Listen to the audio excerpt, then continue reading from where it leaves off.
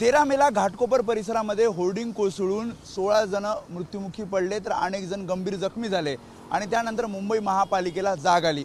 मुंबई महापालिका ॲक्शन मोडवर आलेली पाहायला मिळते। सध्या मी दादर परिसरात आहे आणि दादर परिसरात जे मोठे होर्डिंग्स आहेत, जे नियमबाह्य पद्धतीने अनधिकृतरित्या लावले गेले होते, ते होर्डिंग्स आता निष्कासित करण्याची जी कारवाई आहे ती मुंबई महापालिकेकडून केली जाते। साधारणपणे आपण बघितलं एक होर्डिंग, त्याच्यानंतर 2, 3, 4 40 बाय 40 फूट अशा प्रकारचा नियम होर्डिंग लावताना मुंबई महापालिकेचा आहे। मात्र त्यापेक्षा अधिक आकाराचे होर्डिंग्स होते आणि त्यामुळेच हे होर्डिंग्स आता दादर रेल्वे स्टेशन परिसरातले काढून टाकण्यात येत आहेत। कशा प्रकारे आपण बघितलं तर वेल्डिंग मशीन आहे, त्यासोबतच क्रेन आहेत, त्याच्या साहाय्याने हा पूर्ण जो होर्डिंगचा सांगाडा आहे तो काढण्यात येतो। त्याशिवाय त्याच्यावरचे जे बॅनर्स होते, फ्लेक्स होते, ते सुद्धा आता काढण्यात येतात।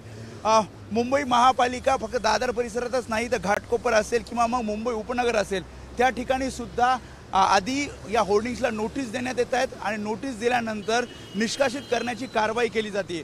यातले साधारणपणे 2-3 असे होर्डिंग्स आहेत, ते इगो मीडियानी हे लावले होते आणि यावर सुद्धा, त्या होर्डिंगवर सुद्धा कारवाई केलेली आपल्याला पाहायला मिळते। त्यामुळे नागरिकांच्या सुरक्षेच्या दृष्टिकोनातून तातडीनं पावलं मुंबई महापालिका उचलताना पाहायला मिळते। कॅमेरामॅन रुपेश शेलारसह मी वेदांतने, एबीपी माझा, मुंबई। एबीपी माझा, उघडा डोळे बघा नीट।